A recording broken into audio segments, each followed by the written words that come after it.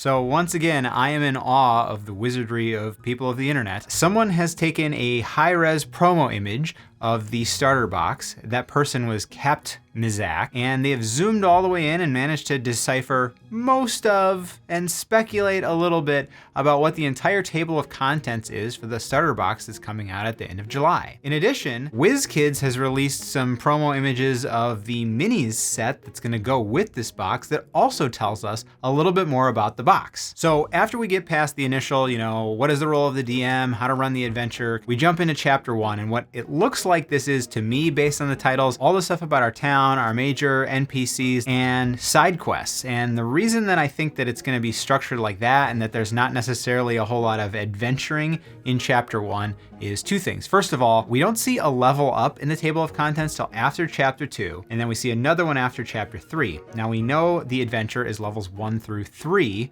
so that would be a long time to be at level 1. Now, there's also an owl bear mentioned here, which would be pretty strong for, taking on at level 1. I think this is just our basic town and what's going on here. The town seems to be called Dragon's Rest, although that maybe is a little bit of speculation. And speaking of that first level up that we don't see till after chapter 2, I think that this could mean one of two things. Now, Wizards has said that this is gonna be compatible with whatever comes out in 2024, so are they tweaking stuff? One of the things that is known about D&D is that level 1 can be really deadly.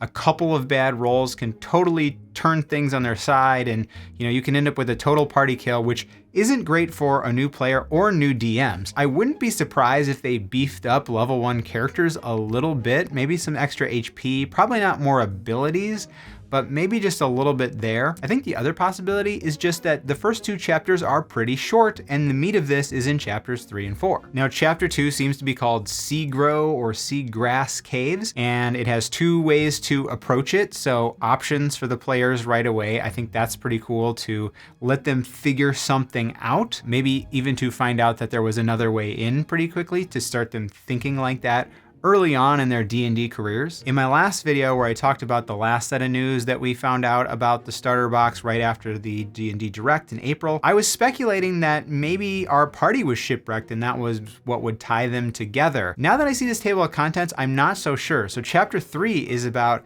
the wreck of the Compass Rose. In chapter 1, we also have this title called Drowned Sailors, we think. That sort of makes me think that this is a quest or a mission. Now, how our players will hook into that, I'm not quite sure. Speaking of our characters, the WizKids minis seem to confirm that these are in fact the 80s cartoon characters, or at least based heavily on them. Now, in the cartoon, we had a Cavalier, an Acrobat. Those classes aren't really 5e classes, so what we're ending up with is a Fighter, a Cleric, a Rogue, a Wizard, and a Paladin. Now, Lost Mines has all of those, except no Paladin and 2 Fighter options. From what we see in the minis in the cartoon, this is pretty lighthearted costumes. At least it doesn't take itself super seriously. Because of that, it might be sort of the same hook that the characters had in the cartoon, which is, hey, we were just transported here. We were regular Earthlings, and we got transported into this other world. Now, for a new D&D player, that's pretty relatable, right? You're a regular person who's put into this world, and that might be a way to ease people into role-playing. I'm not in love with that idea, but we'll have to see how that shakes out when this comes out. So like Dragons of Icespire Peak and the Lost Mines of Findalvar, our previous starter adventures, this one is also set in Forgotten Realms, but we're getting slightly different flavor in terms of the enemies. There's some overlap, of course. We have the owl bear, who's in some of the other ones. We do have a type of dragon. Kobolds are very similar to goblins, so some of that isn't too far off, but we're getting these myconids, which seem to be a big part, like they're chapter 2. We're also seeing harpies. We also have a blue dragon wormling. We see a dragon in Lost Mines, but it's a young green dragon. We know this adventure only goes to level 3, so that makes sense that it would be sort of a lower tier dragon. I think it's still gonna present a good challenge and a good adventure for newer players and make them want to fight, closer to adult dragons and continue to adventure. My guess here, based on the table of contents, is that this dragon, whether it's the parent of this wormling or the wormling itself, might be named Sparkrender. There is a mention of a Sparkrender in this table of contents. We also know about at least 4 locations from the table of contents. We have this Dragon's Rest, which sounds like it's this village. We have the Seagrow or Seagrass cave system. This seems to be where the myconids are.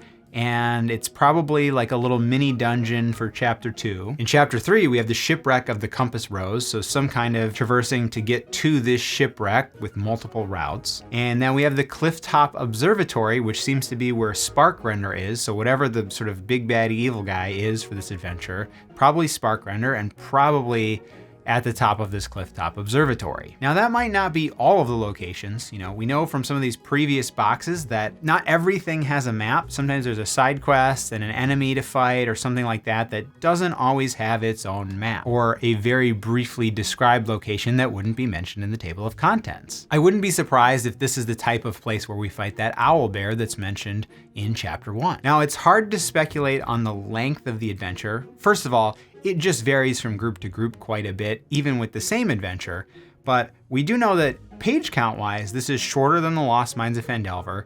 Level wise, it's one less level than the Lost Mines.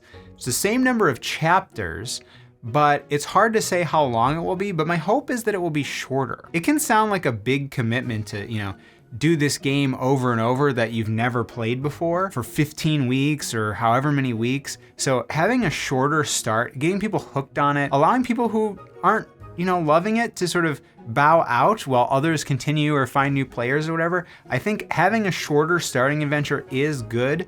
And it looks like this is going to be a little bit more condensed. That's my guess here. So from what we're seeing, I'm still really optimistic that this is going to be a pretty good starter box and it's going to improve on the Lost Mines and the Essentials kit.